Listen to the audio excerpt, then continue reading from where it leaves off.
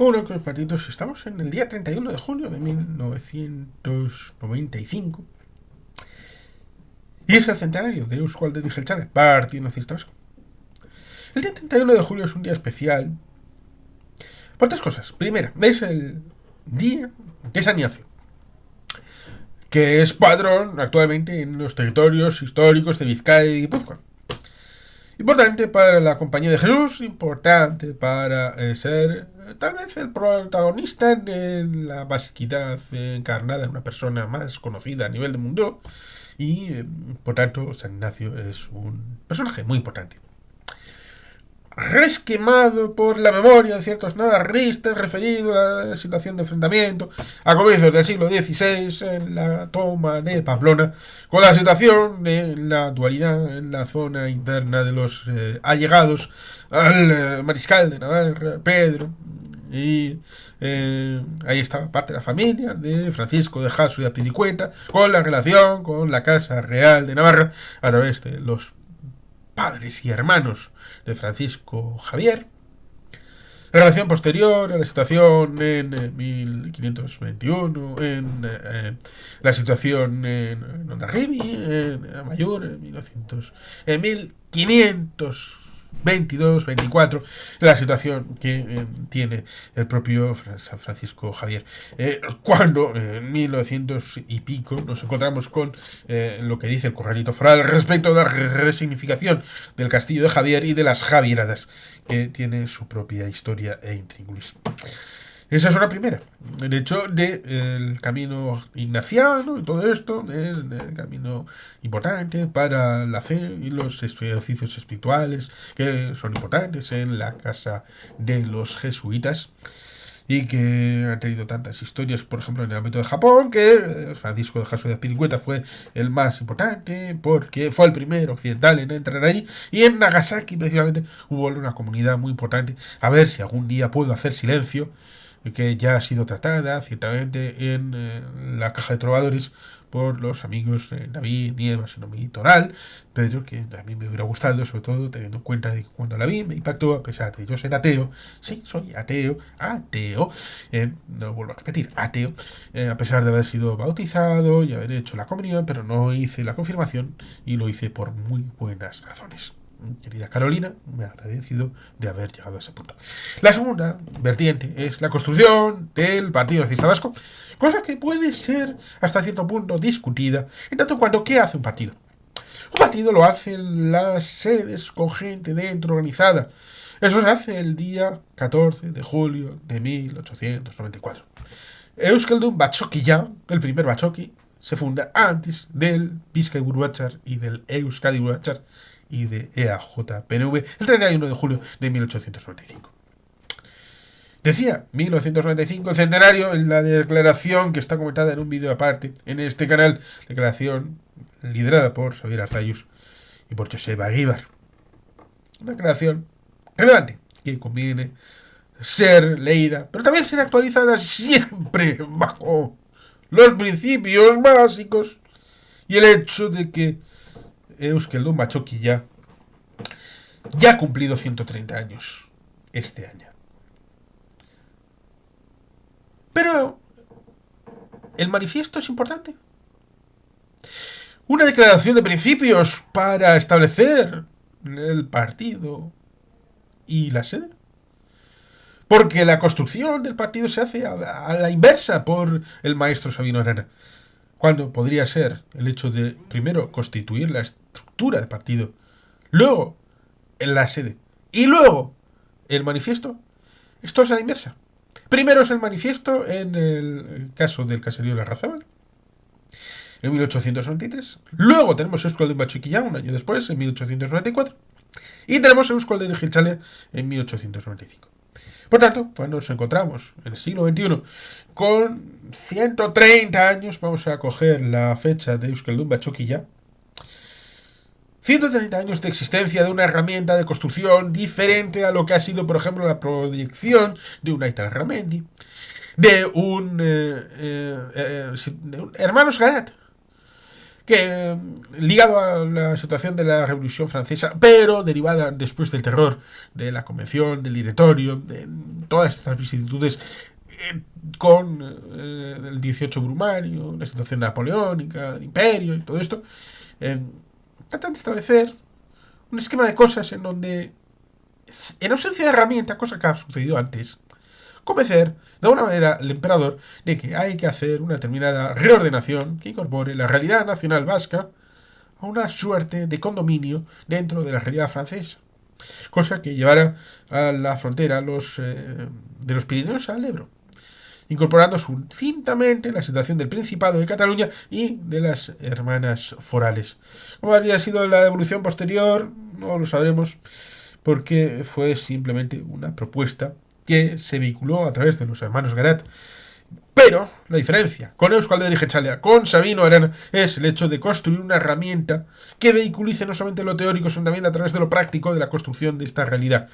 130 años después, se puede decir que las vicisitudes han sido largas y prolijas. Este canal hemos hecho profesión de fe de algunas de ellas a la hora de establecer estos periodos históricos en el ámbito ideológico, pero que evidentemente debe de seguir siendo la base fundamental para la construcción de la nación vasca y de la identidad nacional vasca y de la evolución a través de los hechos concretos que la gente tiene en la vida encima de la mesa y que a veces no se vehicula el hecho de ir desde las necesidades objetivas de las personas al hecho del reconocimiento nacional vasco y de su estructuración a nivel institucional, pensando que cualquier institucionalidad, cualquier realidad, hará servicio de profesión, de publicidad del hecho de todo lo que consideramos parte del estado de bienestar, cosa que fue precisamente Euskaltel y Jeltzalea, desde Sabino Arana, desde los que siguieron con año en dirección hacia el futuro Ndakari Aguirre, el chocolate Chovil en el ámbito familiar, el hecho de la doctrina social de la Iglesia, Rerum Novarum, del hecho de la construcción de los principios básicos en los años 30 a través del libro Entre la libertad y la revolución, que se presentó precisamente en primavera del 36, justamente antes del inicio del golpe de Estado y guerra civil, y por tanto, luego, a posterioridad de la construcción del Estado de Bienestar, sobre todo los 30 gloriosos en el ámbito del Estado francés, del 75 en dirección hacia atrás hasta el 45, en donde nos encontramos con el plan Beveridge y la entrada de los laboristas en el gobierno, más allá de lo que Ramsay MacDonald había tenido de manera más o menos temporal. Por tanto, la situación de los democristianos con los laboristas, con los socialdemócratas, construyen, después de la posguerra mundial, un vehículo que se transmite a través de estos esquemas de pensamiento que son importantes a través de la Iglesia, Rerum Novarum, del hecho de la doctrina social de la Iglesia y de la construcción por desafección del marxismo-leninismo, sea de manera práctica, luego será de manera efectiva, porque tenemos a comienzos de los años 60 en Bad Godesberg la transmisión de la situación en el Partido Socialdemócrata Alemán, que luego, una década después, una década y media, más o menos, servirá para abrir las puertas al Partido Socialista Obrero Español para poder ser viable como partido de gobierno, que lo será a partir del 25 de octubre de 1982. Aunque Felipe González entrará en Moncloa en diciembre del 82. Tenemos ahí, por lo tanto, un elemento que luego será retirado, Niskanen y Osborne, el informe famoso que hicieron en 1973, que empezará a deslavazar el sistema construido hasta ese momento, en parte por el desequilibrio, déficit y deuda, cosa que habitualmente se suele olvidar, el hecho de la economía, de la fiscalidad, de los impuestos, que en el ámbito vasco no lo tenemos olvidado, porque deberíamos recordar siempre el hecho de la realidad foral a través del sistema de concierto y cupo, que tenemos un buen esquema de cosas en este canal con una enciclopedia audiovisual que agradecemos a través de Pedro Luis Uriarte de haber podido traerla a este canal, y evidentemente tenemos un conversatorio con él. El hecho de que el 28 de febrero de 1778 he vinculado dos cifras. Una es el 28 de julio de 1778, en donde se establece en Casa de Juntas de Puente San Miguel una realidad de una provincia llamada Cantabria, que ha sido sacada de ese choque que había sobre la territorialidad actual de Cantabria desde Asturias, desde el País Vasco, como se ve en ciertos mapas de siglos como del XVIII y anteriores. Y el 28 de febrero de 1878, donde se establece el acuerdo para el concierto económico en su primera versión. Y que evidentemente vincula con la situación de las guerras carlistas del siglo XIX y otras muchas cosas que evidentemente son el prolegómeno cuando gente como Reclus decía que el pueblo vasco se marchaba, que el euskera se iba, que todo desaparecería en ese siglo XIX, derivado de la situación de la Revolución Francesa, de la unitariedad, del jacobinismo, del centralismo, de la desaparición de los pesos y medidas de checks and balance que tienen los estadounidenses en su esquema institucional, del hecho de la asunción de la Revolución Francesa como principio de libertades y derechos universales y olvidando la revolución gloriosa de un siglo antes, de 1688-89 en el ámbito británico, con la decapitación de Carlos I. Luego restaurarán la monarquía en Carlos II y ahora está Carlos III en la monarquía británica. Pero evidentemente esa vertiente de la revolución gloriosa, España tendrá una revolución gloriosa, sí, ciertamente, en 1868-69, con el almirante Topete, con Prim y en principio la desaparición de la reina Isabel II, de el pollo con arroz de mi general Bonito, el asunto de la llegada de Amadeo de Saboya y luego las evoluciones en la Primera República, primero federal y luego unitaria a través de luego la situación de la evolución con 1874, Martínez Campos, pronunciamiento segundo, y luego en 1875 el pronunciamiento del Somorrostro, y ambos tienen un vídeo correspondiente en el canal para la evolución posterior de la desaparición física de los fueros en 1876 y 2 años después el anclaje del concierto económico, siempre con una situación de residuo foral. Siempre ha habido un hilo de foralidad, incluso en estos tiempos tan oscuros. Por tanto, en ese eterno luchar desde el señor Vizcaya, desde la realidad de primero en el ámbito oral, la foralidad, luego en el fuero viejo de Vizcaya, luego en el fuero nuevo a comienzos del siglo XVI, el Acuerdo de Concordia de 1630, con elementos muy importantes que sirven de cimientos para la reivindicación nacional vasca, pero que luego necesitan de una herramienta de transformación, y esa es el PNV. En este siglo XXI debe de seguir siéndolo. ¿Pero cómo? ¿Cómo puede hacerse esto? Evidentemente haciendo adopción de los principios básicos, pero la adaptación a través de la foralidad, que no solamente es la ley, sino también cómo se construye esa ley, se establezca la idea de que los instrumentos siempre se transforman. Las personas siempre están ahí detrás con la posibilidad de hacer adaptación a la sociedad, haciendo no solamente una lectura en frío de cómo la sociedad es, sino también en el ámbito de la asunción del poder, porque todo partido político quiere el poder. ¿Pero para qué?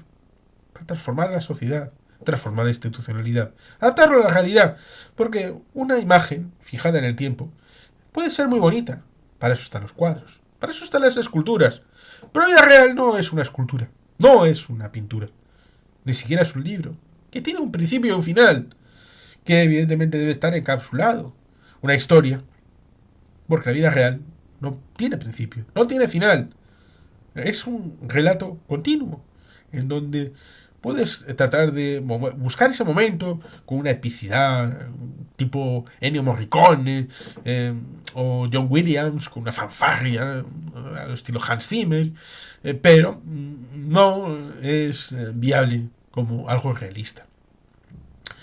Porque después de un hito viene el siguiente, y otro, y otro, y otro. Y no quiero ser cenizo, como diría cierto personaje en la película Viva Zapata de Elia Kazan de los años 50, que están celebrando un gran éxito y detrás hay un cenizo que dice, pues ya, sí, pero mañana vamos a tener que... Y al otro vamos a tener que... Muchachos, hemos logrado algo. Déjale a los cuates que celebren, por favor, que la cosa se va a poner chunga, sí, sí, ya lo sabemos, pero para ese chute de energía que necesitan para poder seguir adelante. Porque si no, si le dicen, bueno, después de todo este esfuerzo hemos logrado esto, pero hay que seguir, porque no es nada, porque viene un pico más alto. Ya bueno, bien. Pero la gente es humana, necesita de encorajinarse, de tener amor propio. Y eso es importante. Es importantísimo el amor propio para la construcción de la identidad propia, incardinada en lo que los infanzones dovanos hablaron de pueblo libre, de personas libres.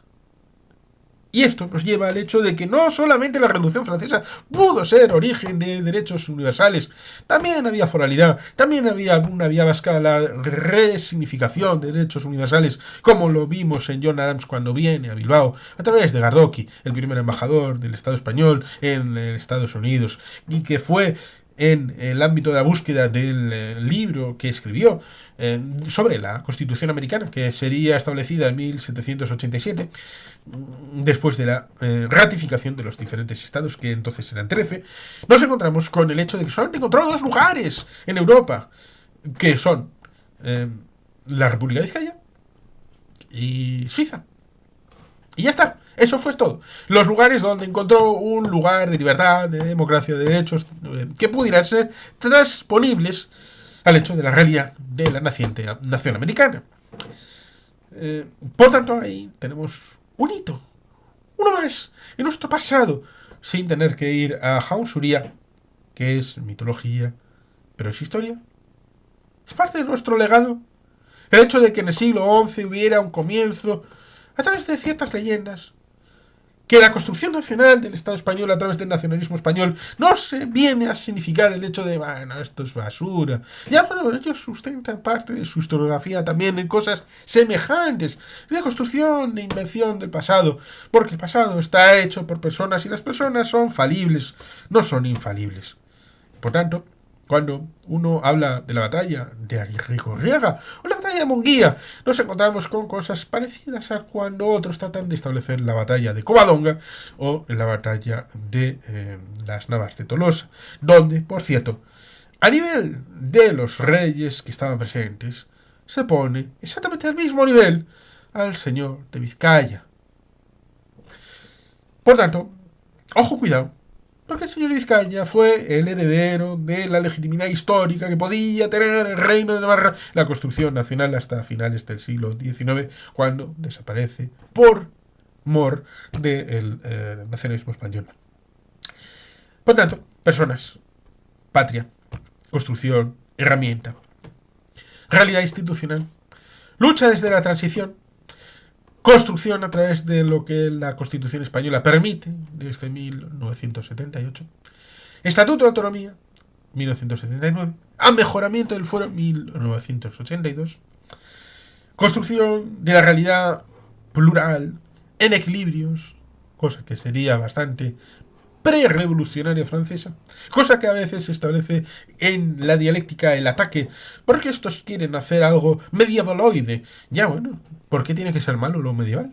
Son 1000 puñeteros años. ¿Me estás diciendo que fue un agujero de oscuridad? 1000 años. ¿Que no hay nada salvable de la Edad Media? ¿Y que todo lo que contenía la Edad Media debe de destruirse? Porque entonces habría muchas cosas que son reivindicadas e insertas en la construcción nacional española, que son medievales y deberían de ser eliminadas. Pero, claro, ahí depende. Yo soy yo y tú eres tú. Y lo mío está bien, porque soy yo. Lo tuyo está mal, porque eres tú. Por tanto, hay que ponerse firmes, pie en pared, y reivindicar que los principios, si son universales, la construcción de la realidad nacional española y la realidad nacional vasca pueden seguir los mismos códigos, como establece el libro de Joseba Aguirre-Corriega, de los vascos sin historia a los vascos con historia, y la construcción historiográfica en el siglo XIX y en el siglo XX. Por tanto, a través de la historia, a través de la realidad institucional, a través de la economía, a través del ámbito monetario, al ámbito de la construcción industrial, del ámbito de todas las capas de la sociedad, también en el ámbito cultural, también en el ámbito natural, también en la resignificación de la memorística a través de museos, pero siempre con ausencia de miedos y con presencia del valor, del hilo conductual, de la foralidad y de Euskaltel y Jeltzalea, cada cual en su ámbito, para establecer lo que Mikel Laboa decía de gure hitzak esan berriz esan. Hemos de decir nuestras palabras una y otra vez para que no se pierdan como la nieve. A veces tenemos esa idea de que, como ya lo dijimos alguna vez, como ya lo comentamos en su momento, como ya se trató ese tema más o menos en profundidad y se dejó consignado en forma de un libro de 1980 o en un documental de 2016 o en una charla en 2021, parece que eso ya está tratado. Y aquel que quiera tener interés irá a la hemeroteca y lo hará visible. Pero claro, si hizo una charla en Zarauz o en Lekeitio, igual hay que hacerla en Legutio o hay que hacerla en Barrica. Y si se pronunció un discurso en Vitoria, pues igual hay que hacerlo en Pamplona o hay que hacerlo en Musquiz. Por tanto, estas cosas hay que seguir y seguir machacando. Like a Rolling Stone, una piedra siempre rodante, como en la mitología griega hablamos de aquel que estaba todo el rato subiendo y bajando una piedra y que estaba condenado a ello. La humanidad está condenado a esto. Está condenado a tratar de hacer por estas cosas, sobre todo teniendo en cuenta de que la humanidad es diversa. Los franceses, los ingleses, los escoceses, los suecos, los suizos, los austríacos, los griegos, los ucranianos, los letones. Todos estos, los vascos, los portugueses, los sardos, los bretones, los sicilianos, tienen una institucionalidad diversa. La prioridad es diferente. La política es selección. Los recursos siempre son limitados. A pesar de que hay más recursos ahora que en 1918 y que en 1818 y que en 1118 respecto de las arcas de lo público. Evidentemente tenemos unas clasecitas de ciencia política que recomiendo en una lista de reproducción para tratar de profundizar en estos conceptos. Están en este canal, lo mismo que esa otra lista de reproducción sobre el sistema de concierto económico. Aquel que quiera. Aceptamos sugerencias acerca de cosas que pueden ser complementarias, pero tenemos 2.300 vídeos desde el 4 de mayo de 2020 en adelante hasta el presente. Por tanto, hay una evolución bastante importante de contenido y seguramente tenemos que seguir con contenido variado en el ámbito internacional, nacional y en el ámbito sectorial, pero que ciertamente la prioridad de los diferentes pueblos es diferente. La estructura interna es distinta. Por tanto, cuando uno piensa, bueno, en todos los países del mundo tendremos exactamente lo mismo, en infraestructuras, en comunicaciones, en sanidad, en educación, en servicios sociales, en tema de pago de pensiones, en el tema de financiación de cualquier subvención. Y esto sería falso. La orografía, la geografía se implica bastante. La situación de la distribución geográfica de la población importa bastante. El pensamiento de la creación de esa conciencia colectiva a través de la educación, no del ámbito concreto, sino también de siglos, es bastante importante. El concepto de ética y moralidad a través de sistemas religiosos también tiene cierta importancia. La evolución de los acontecimientos, ya ha habido muchas guerras muy de seguido, o por qué han sido, también puede tener mucha importancia. Periodos de democracia o de sufragio censitario, paso al universal, el sufragio de las mujeres, la construcción de las diversas leyes y normativas. Por tanto, el desarrollo es bastante endógeno. Lo local importa y mucho, más allá de lo global. A pesar de que haya habido péndulos como en el siglo XIX hubo respecto del proteccionismo y el librecambismo, ahora parece que hay entre globalismo y localismo, una especie de péndulo que va y viene. Por tanto, tenemos que tener en cuenta que muchas cosas existen en nuestro país porque alguien se ha preocupado de que existan. Y en otro contexto no se hubieran dado. Por tanto, la presencia de la foralidad defendida antes, durante y después de la existencia del tracto de Euskaltel Jeltzalea, con los diferentes líderes que ha tenido, con la militancia que ha tenido, con la formulación de compromiso, es algo que debe de estar en la reconfiguración a partir de este 130 aniversario de Euskal Matxokia y de cumpleaños como el de hoy de Euskaltel Jeltzalea, Partido Nacionalista Vasco. Ya hicimos un documento a mediados de junio para elevar a instancia de Eusko Alderdi Jeltzalea, de Euskadi Buru Batzar, 17 páginas, 8.100 palabras, para ayudar a reflexionar sobre estas cuestiones, para hacer avanzar. Lo que José Beloki dice, que por tener 130 años uno no tiene garantizada la supervivencia, no tiene garantizado el avanzar. En esta temporada que han tenido en Euskal Politik han hecho profesión de fe a la hora de transmitir ciertos valores. Es un canal que ha surgido y que después del 23 de julio, el cumpleaños de su fundador, Koldo Arteaga, aquí ya le felicitamos por anticipado, por el cumpleaños que vendrá dentro de 23 días. ¡Oh!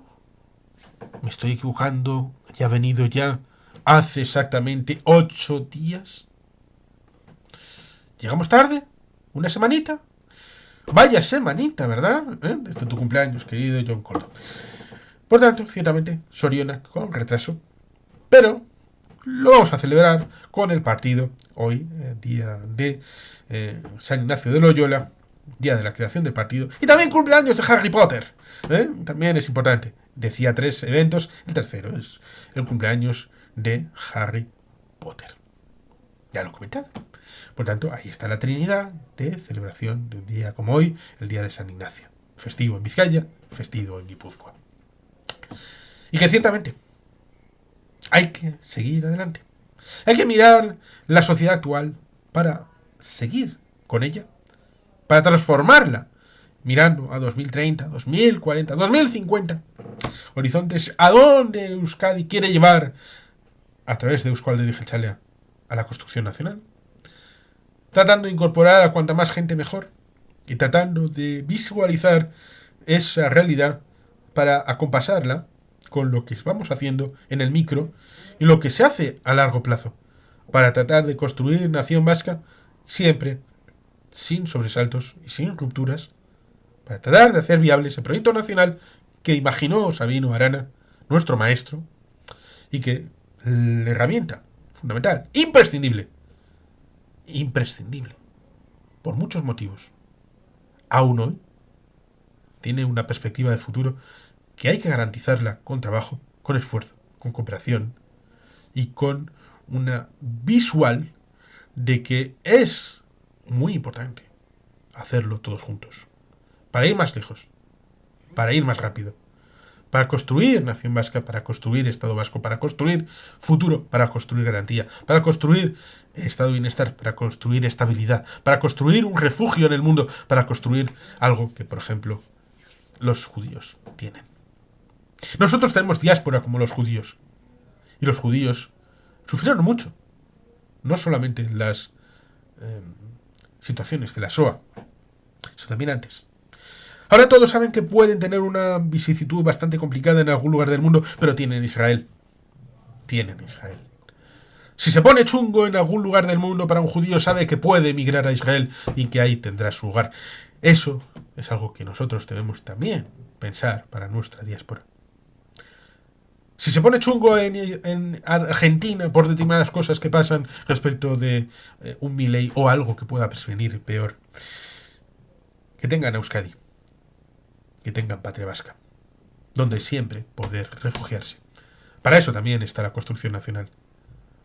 Un país global, una nación mundial, o el pueblo vasco, requiere de una herramienta consciente, también de los miembros de la diáspora, para construir patria aquí, una patria global, una patria del siglo XXI, una patria del siglo XXIII, para construir desde el humanismo cristiano, desde Rerum Novarum, de la construcción de las preocupaciones de las personas, siempre con espíritu, con alma y con realidad foral, nacional, vasca. Catea este ten, la cadena no se rompe, y hay que seguir con ella, con eslabones nuevos, siempre nuevos, de agua nueva de la fuente vieja de siempre.